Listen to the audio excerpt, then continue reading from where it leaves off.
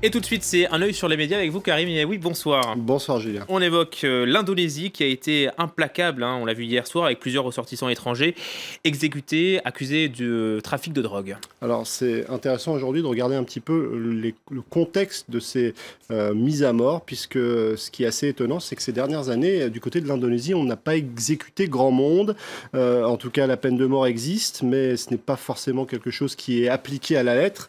Mais depuis 2015, des choses ont changé. Le site du Monde s'est arrêté un petit peu sur cette évolution. En 2013, en Indonésie, il y a eu 5 exécutions, alors qu'en Chine, il y en avait 2400, 369 en Iran ou encore 39 aux États-Unis. Et lorsqu'on regarde les chiffres de ces dernières années, on s'aperçoit qu'en 2014, 2012, 2010, il n'y a eu aucune exécution. Pourtant, depuis l'arrivée au pouvoir du nouveau président Joko Widodo, eh bien, il y en a eu 14 rien que depuis le début de cette année. Alors évidemment, du côté de l'Indonésie et du côté du pouvoir indonésien, on souligne que la drogue est un fléau qu'il faut combattre et que dans ce combat, l'opinion est derrière le gouvernement. Pourtant, du côté de tous ceux qui s'intéressent à ce pays et de nombreux spécialistes, on souligne que les exécutions, notamment celles de ressortissants étrangers, ne démantèleront pas, ne permettront pas de démanteler les filières de trafic de drogue. En tout cas, parmi ces ressortissants, il y avait un Ghanéen, 2 Australiens, un Brésilien et un Indonésien. Du côté de l'Australie, on a réagi de façon assez vive. Le site de Courrier International s'arrête un petit peu sur un éditorial du Sydney Morning Herald. Pour l'éditorialiste, tout ça est un symbole de barbarie et d'opportunisme politique. À la une de ce journal australien, on retrouve le visage d'un des 2 ressortissants qui a été exécuté. On nous explique dans ce journal que l'homme s'est peut-être trompé il y a une dizaine d'années, mais qu'il a fait énormément pour se rattraper depuis 10 ans. L'éditorial est particulièrement virulent à l'égard du pouvoir et notamment à l'égard du président indonésien qu'on cite dans cet article, le président indonésien qui expliquait en octobre 2014 qu'il voulait que son pays fasse partie avec humilité, avec honnêteté du concert des nations internationales, qu'il voulait participer, que son pays voulait participer à sa hauteur à la civilisation humaine. Du côté de cet éditorial, on souligne que c'est plutôt raté avec ces exécutions qualifiées de barbares. Il y a une jeune femme, une Philippine, qui a échappé à l'exécution au dernier moment. Alors c'est vrai que cette histoire est aussi largement évoquée. On voit cette image à la une de l'Obs, ou plutôt dans les pages de l'Obs, où des militants qui militaient pour la cause de cette jeune femme semblaient tout heureux de voir cette exécution annulée. On en parle aussi sur le site Big Brother du Monde. Elle s'appelle Marie-Jeanne Veloso. Et les médias se sont un petit peu fait avoir parce que cette exécution reportée à la dernière minute, eh bien, beaucoup de titres de la presse indonésienne n'ont pas eu le temps de changer leur une. C'est ce que raconte le Guardian. Voici par exemple ce journal, le Philippine Daily Inquirer, qui explique que la mort est arrivée avant l'aube. Et puis cet autre journal des Philippines qui lui disait tout simplement au revoir à cette jeune fille.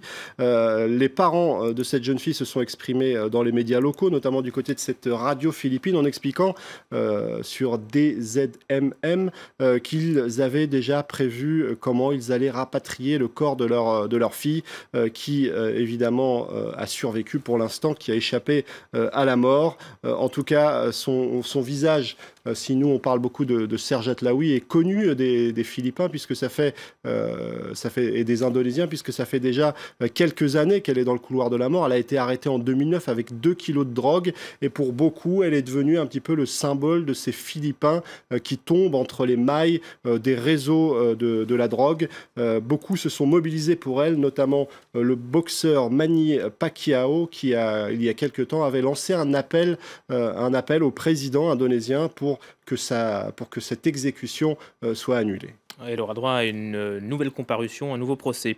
En Grèce, à présent, c'est la fin du long combat de la télévision publique. Très long combat, on en parle sur le site de Politis. 687 jours de lutte. La télévision grecque va rouvrir. Le Parlement l'a autorisé. Alors, une lutte de longue haleine. On se souvient qu'en 2013, les journalistes et les techniciens de l'ERT, la radio-télévision grecque publique, avaient été vidés manu militari de de leurs locaux. Certains ont continué à travailler gratuitement sur un site internet EPT Open qui a en quelque sorte tenté de faire survivre la chaîne publique.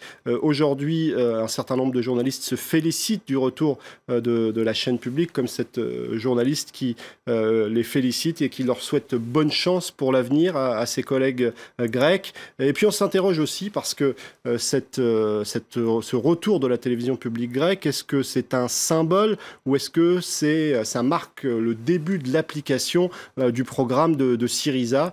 Pour le site du Monde, le symbole est très fort, même si on sait que Syriza l'avait promis, cette réouverture de la chaîne publique grecque. Du côté de Libération, on est un petit peu plus mesuré. On trouve que la mise en œuvre, la mise en place des promesses de Syriza a bien du mal à se mettre en place. Et puis en France, les Le Pen se prennent-ils pour les Kennedy? Alors c'est une question qu'on retrouve notamment sur le site du Lab qui dresse un parallèle, enfin c'est plutôt Marine Le Pen qui dresse ce parallèle repris ici sur le site du Lab. Elle a donné une petite interview à Newsweek et elle a évoqué la dynastie des Kennedy et elle voit un peu un parallèle entre les Le Pen et les Kennedy. Du côté du Lab, on est un petit peu pas forcément très sympa en faisant le parallèle puisque la photo de famille est riche et réussie alors qu'on a le droit à un petit montage des trois générations Le Pen. Marine Le Pen qui soulignait il y a quelques mois qu'elle était critiquée ou que le Front National était régulièrement critiqué pour cette dimension familiale du pouvoir qui se transmet d'un membre de la famille à l'autre alors que par exemple pour les Kennedy il y a une véritable fascination pour la famille Kennedy et à Newsweek elle n'a pas hésité à faire ce parallèle qui n'est pas forcément pertinent pour tout le monde. Puis il y a une dynastie aussi qui se dessine chez les Bush. Exactement, d'ailleurs c'est évoqué dans l'article et Marine Le Pen a parfois fait le parallèle aussi. Merci beaucoup Karim, c'était un œil sur les médias.